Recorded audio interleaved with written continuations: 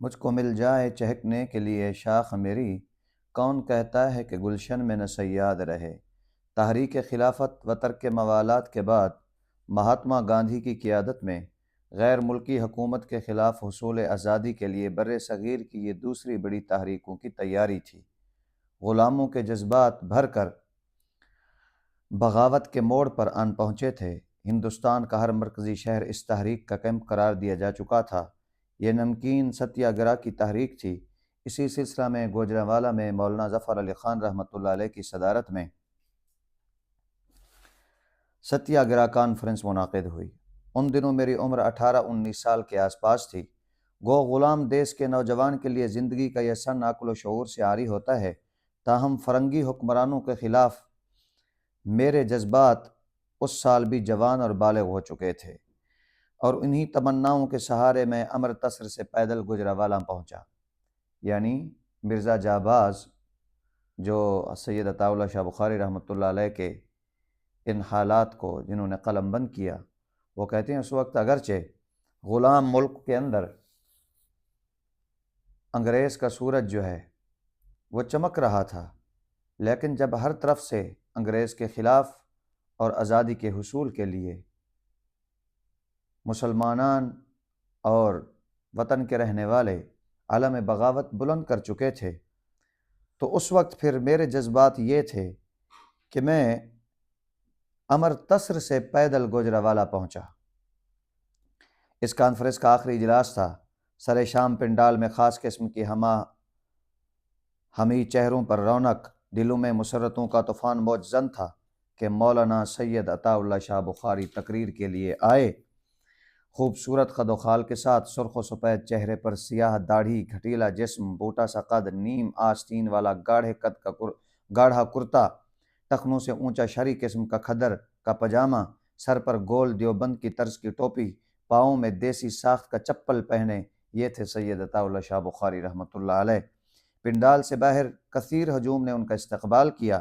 گوجرانوالہ کی زمین نے ان کے قدم چومے، آسمان نے بلائیں لیں، فضاؤں نے بہاروں کی بارش کر دی، عوام کی نگاہیں فرش راہ ہوئیں، دل و دماغ نے ہم آہنگ ہو کر ہندوستان کے بہادر ثبوت کا خیر مقدم کیا۔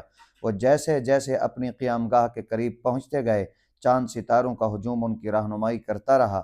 میں اس اچھوت کی طرح جیسے مندر کے دروازے پر کھڑے بھگوان کی مورتی دیکھنے کی اجازت تو ہے، لیکن قریب جا کر اس کے چرن نہیں چھو سکتا، دور سے شاہ جی کو دیکھتا رہا۔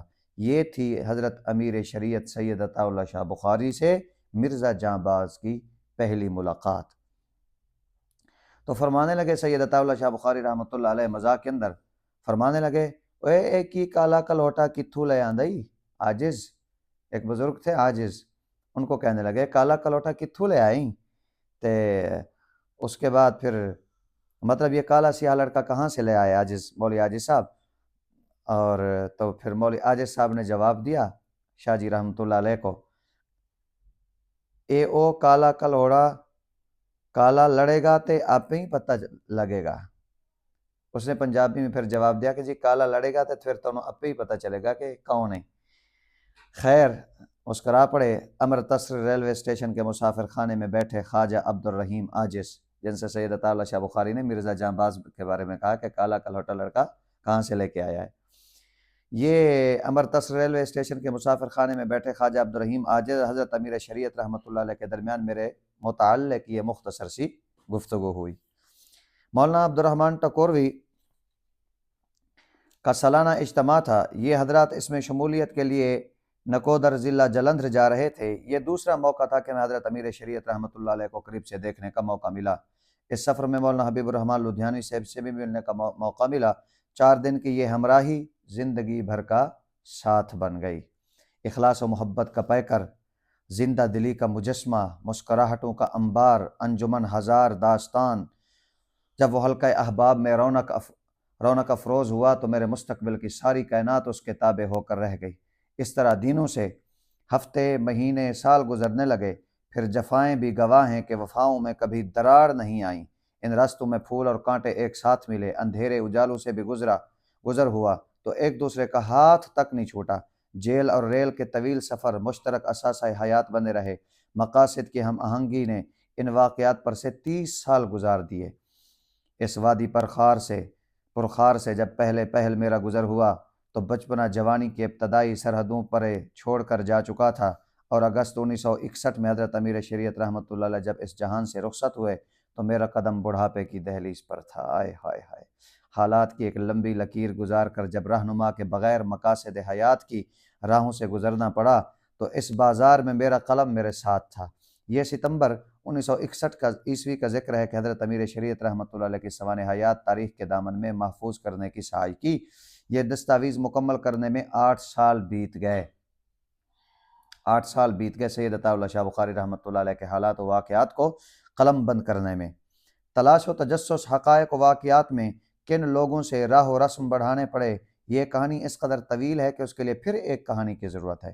ستمبر 1961 میں جب کتاب ہاذا کا آغاز کیا، بہت سی منزلیں طے کر لیں تو فروری 1962 میں دفتر تحفظ ختم نبوت لاہور سے یہ مسودہ گم ہو گیا۔ 8 سال محنت کی، لوگوں سے ملاقاتیں کی، خاک چھانی، کانٹے عبور کیے، ایک مکمل گلدستہ سوانح حیات سید عطا اللہ شاہ بخاری رحمۃ اللہ علیہ تیار ہوا کہ ادھر سے وہ گم ہو گیا۔ اللہ اکبر۔ سیپ ایک دفعہ موتی اگلنے کے بعد بازیچہ اطفال بن جاتا ہے، اسی طرح قلم سے ایک بار نکلی ہوئی عبارت اگر ضائع ہو جائے تو دوبارہ اس میں وہ جان نہیں آتی۔ مسودہ کیا کھویا، میرا دل ہی کھو گیا۔ میں ہارے ہوئے جواری کی طرح بیکار ہو کر بیٹھ گیا۔ خیالات کی مجتمع عمارت ڈھیر ہو کر رہ گئی۔ عزم و ہمت کی پامالی چور کو دعائیں دینے لگی۔ اس طرح 1 سال بیت گیا کہ میرے عزیز دوست ملک محمد رفیق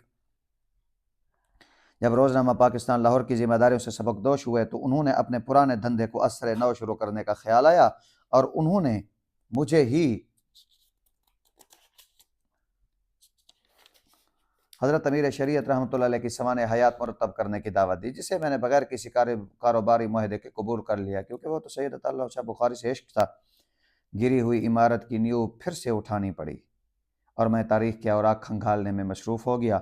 تقریباً 200 صفحات کی کتابت ہو چکی تھی کہ اچانک ایک روز ملک محمد رفیق نے معذرت کے ساتھ کتاب کی اشاعتی ذمہ داریوں سے انکار کر دیا۔ اس کے لیے انہوں نے خانگی پریشانیوں کا عذر تراشا۔ حقیقت اور افسانے کے درمیان کس قدر فاصلہ ہے یہ اندازہ میں نہیں کر سکا۔ بہرحال مسودہ چوری ہونے کے بعد یہ دوسرا موڑ آیا کہ بحیثیت مصنف مجھے پھر مایوسی اور نامرادی کا سامنا کرنا پڑا۔ جاسوسی اور دوسرے فحش لٹریچر کی بہتات نے صاف ذہنوں کے مصنفین اور پبلشرز کو اپنی راہوں سے دور کر دیا ہے، اور اس پر کاغذ کی گرانی کو ہمالیہ ہے کہیں زیادہ بوجھل ہو کر گری ہے، جس کے نتیجے میں پاکستان میں ایسی کتب کا فقدان ہوتا جا رہا ہے جس کی انسانیت کو خواہش ہے۔ ایسے وقت میں رفیق ملک کا حیات امیر شریعت کی اشاعت سے انکار میرے ارادوں کی موت کے ہم وزن تھا، لیکن اس کی لاش پر ماتم کرنے کے بجائے میں نے کشتی کو اپنے آنسوں کے طوفان میں چھوڑ دیا اور کناروں کی تلاش میں ایک پتوار کے سہارے چلتا رہا، اور اکثر دفعہ ساحل پر پہنچ کر بھی مایوسی ہوئی۔ اقتدار زر انسان کے دل و دماغ پر جب قابض ہو جاتا ہے تو اصول آدمیت ریت کے گھروندے کی طرح گر جاتے ہیں۔ میں نے اس کتاب کی اشاعت کے لیے ایسے دروازوں پر دستک دی، جی ہاں، جہاں دولت کی فراوانی سے انسان ابلیس کے بھی پر اترتا ہے، لیکن میری صدا بسہرا ثابت ہوئے۔ انہی دنوں باغبانے آگ دی جب آشیانے کو میرے، جن پہ تکیہ تھا وہی پتے ہوا دینے لگے۔ جناب دہیا قلبی صاحب، آپ کی توجہ۔ باغبانے آگ دی جب آشیانے کو میرے، جن پہ تکیہ تھا وہی پتے ہوا دینے لگے۔ یہ آگ پھر ایسی بھڑکی کہ سارا گھر جل کر راکھ کا ڈھیر بن گیا۔ انہی حالات میں 8 برس گزر گئے اور اس مرد درویش کی کہانی، جس نے بر صغیر کے کروڑوں انسانوں کی کہانی کو جلا بخشی تھی، بے رنگ و روغن پڑی رہی۔ آخر بہار آئی اور نخل نومیدی سے ایسے پھول نکلے کہ بے آب و گیا سرزمین کے کانٹوں نے لالا زار کو شرمندہ کر دیا۔ یہ درست ہے کہ اکثر دانور شنوں نے حضرت امیر شریعت کو خراج تحسین پیش کیا۔ ملک بھر کے اخبارات اور رسائل نے ان کی سیاسی مذہبی زندگی پر قلم اٹھایا، تاہم ان کے مکمل زندگی کے ادھورے نقش مستقبل کے مورخ کو بے حد مایوس کرتے رہے۔ عزیز دوستو، یہ سوانح امیر شریعت میں آپ کے سامنے پیش کرتا جا رہا ہوں، وہ چیزیں جو کتابوں میں کم اور سینہ بسینہ زیادہ آئی ہیں، میں آپ تک پہنچانا چاہتا ہوں۔ آپ ہمارے ساتھ رہیں۔ یہ ہمارا سید عطا اللہ شاہ بخاری کے حوالے سے جس مصنف نے قلم اٹھایا، مرزا جاں باز، ان کے کچھ تاثرات تھے جو آپ کے سامنے پیش کیا۔ اللہ تعالی ہمیں سید بخاری سے سچا عشق نصیب فرمائے۔ وآخر دعوانا ان الحمد للہ رب العالمین۔